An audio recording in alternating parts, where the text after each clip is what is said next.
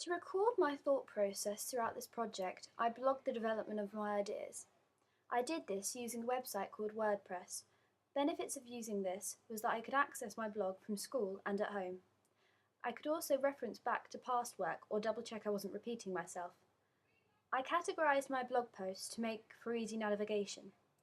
This was the first time I'd ever blogged properly and consistently, and overall I found the process very easy. Software that I used included Final Cut to edit and compose my work, and LiveType to create the titles.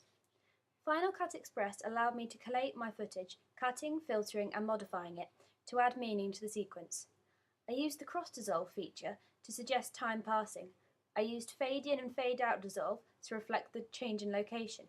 I decided not to use any transition effects sometimes to create an abrupt ending.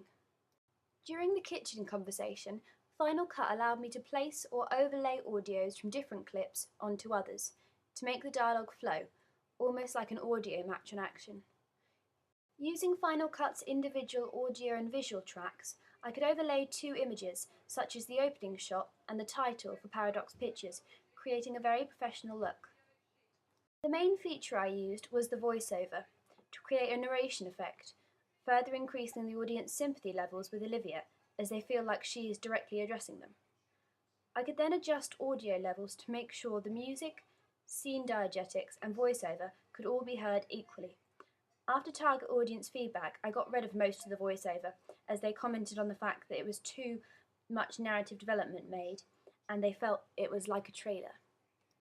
I found LiveType more challenging to use as the software format was unfamiliar, but eventually I got to grips with it and produced both of my production cards and all of my titles on it.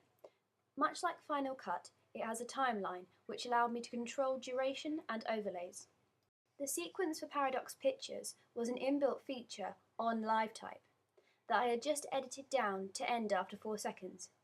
Final Cut and LiveType can work in conjunction, allowing me to overlay the titles into my opening sequence, altering it as I go.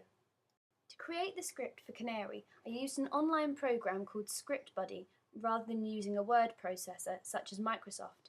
This allowed me to make professional industry-style scripts in the right format, with stage directions and dialogue aligned correctly.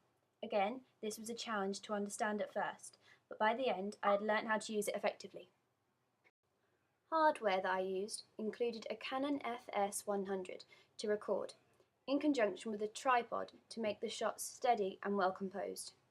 I used the zoom function on the Canon to create this shot of young Olivia as it generates the feeling of claustrophobia, suggesting how suffocated her pushy mother makes her feel.